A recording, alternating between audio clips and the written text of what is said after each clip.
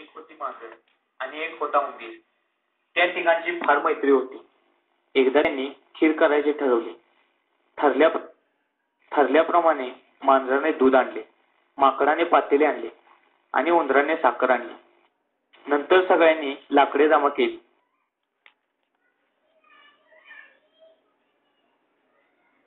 मांजराने चूल पेटली व खीर शिजवण्यास सुरुवात केली.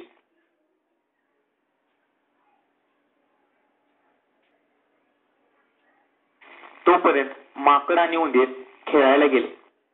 तिकडेपर्यंत मनीमाऊने छानपैकी खीर तयार केली. तेवढ्यात माकड आणि उंदीर दोघे नदीवर आंघोळ करण्यासाठी गेले.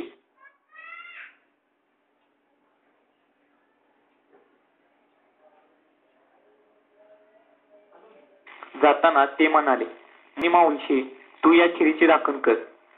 मनीमाऊ खीर करण्यासाठी थांबली. तिचा छान वास सुटला होता. मनीमाऊला भूकही खूप लागली होती. तिला वाटले आपण थोडी खीर खाल्ली तर कोणाला कळणार नाही, म्हणून मनीमाऊने थोडी खीर खाल्ली. खीर छानच झाली होती. मग मनीमाऊला राहावेना, तिने आणखी खीर खाल्ली. असे करता करता तिने सगळी खीर खाऊन टाकली. मग पातेल्यावर झाकण ठेवून ती झोपेचे सोंग घेऊन बसली.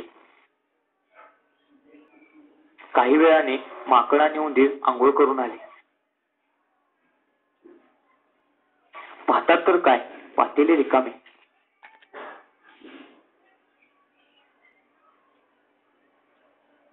त्यांनी विचारले, मनीमावशी खीर कोणी खाल्ली?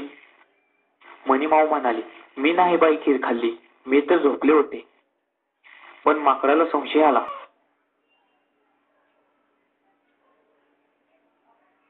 त्याने घागर आणली.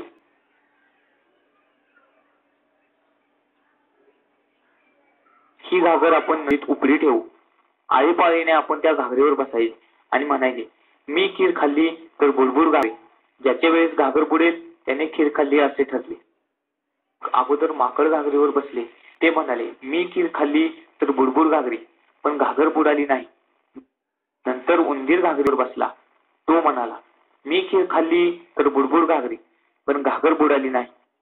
मग आता मनीमाऊचा नंबर आला होता. मनीमाऊ भीत भीत घागरीवर बसली. ती खूप घाबरली होती. घागर हलू लागली. मनीमाऊ भीत भीत म्हणाली, मी खीर खाल्ली तर बुडबुड घागरी,